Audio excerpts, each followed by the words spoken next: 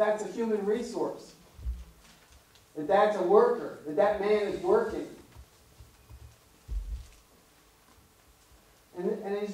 As a resource is being wasted. Because this guy gets up at dark 30, follows his can route, picks up his can, crushes his can, goes over to American Can, cashes them in, and after about 10 hours of work, he's collected himself a good, solid $10. What a wasted resource. And then, we try and house him, so we're paying for the shelters. Right? We're paying for that arch. We borrowed $8 million from the federal government for the arch. That's where I work at, the Austin's Resource Center for the Homeless. $8 million. And then we have police that are spending time dealing with people. Helping the small businesses who feel confronted. So how long are we going to continue in this pattern? It's time for change. It's time for change. Anybody see what that is? Can you see that it's a tree in the background? Okay. And I came to Lamp once before. When I came here, it was a number of years ago, and this tree was just a twig. We planted this twig on Auditorium Shores when it was Town Lake, before it was Lady Bird Lake. 17 years ago, actually. And this tree is now full blossom, full blown.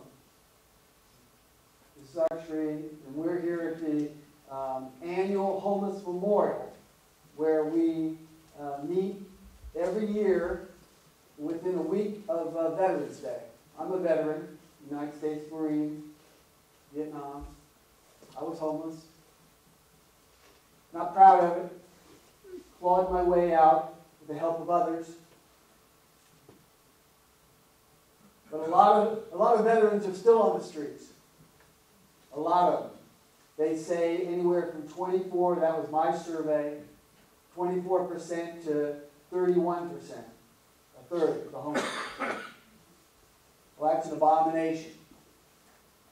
So we go to the Auditorium Shores, to the Homeless Memorial. We have a plaque there beneath the tree. This week, we after struggling, we finally got a bench in there, paid for it ourselves. All the money we raised ourselves for all of our programs, everything we do. Homeless, formerly homeless people.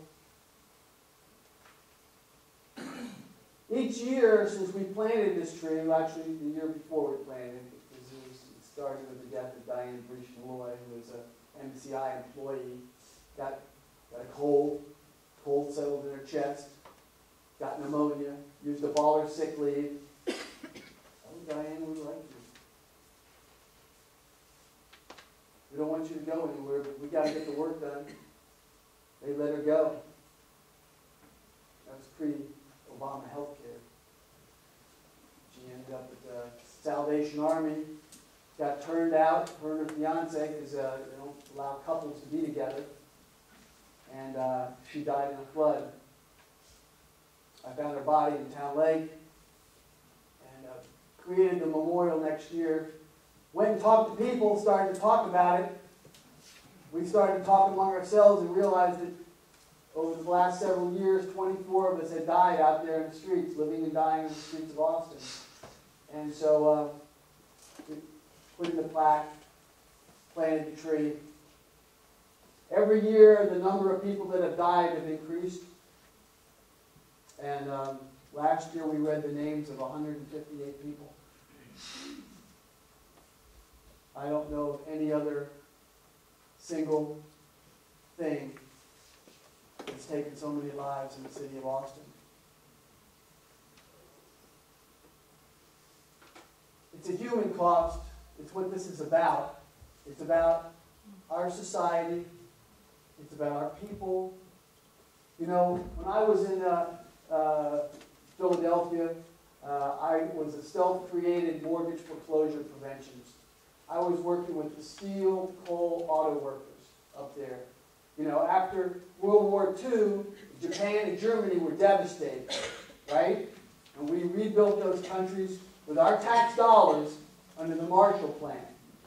Okay? So their automation, when they came online, when they finally came online, they were automated. And they did stuff with a lot less employees than we did. And our response to that was to close factories, lay people off. Those people were the first time in their lives went on food stamps. First time in their lives, the men choked. They went on welfare. First time in their lives, the men cried when they became homeless. I was a mortgage foreclosure preventionist. That's what I was trying to deal with. I was trying to deal, it's like the thumb in the dike. We have a chance to act as a team. You're a team. I see so many of your faces that I know. You guys are together all the time. This could be a team project. We've crunched the numbers here. You can look at them, see what we're talking about.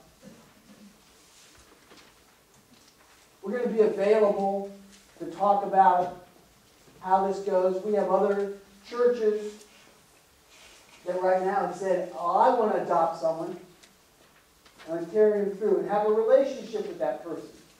And have John or Sally come and talk about his or her dreams, where they've been, what their experiences have been, and what's happened in their lives.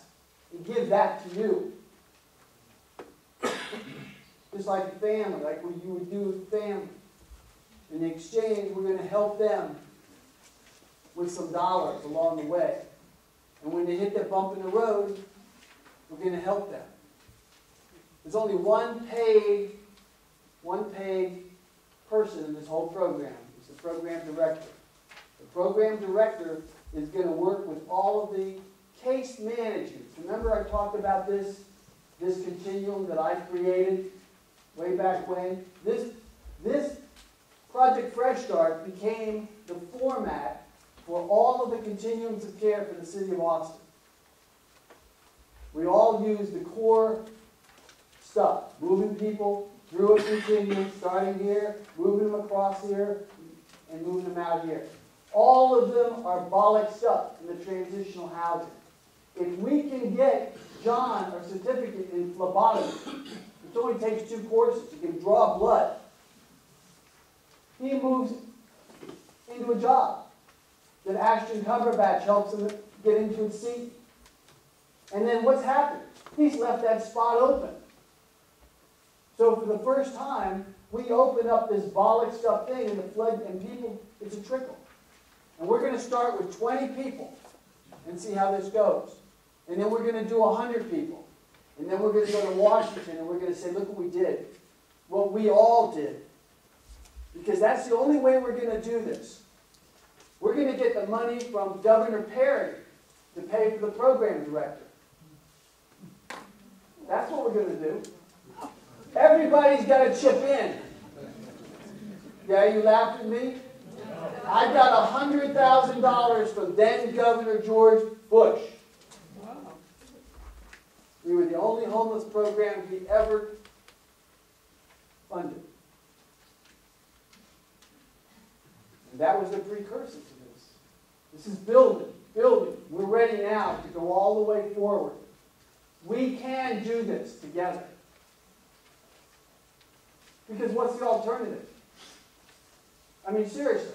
I always, you know, you hear the rhetoric and all like this, but what, if we didn't do this, what would happen? Are people all going to, who's homeless now, all going to commit suicide? No. What are they going to do? They're going to survive.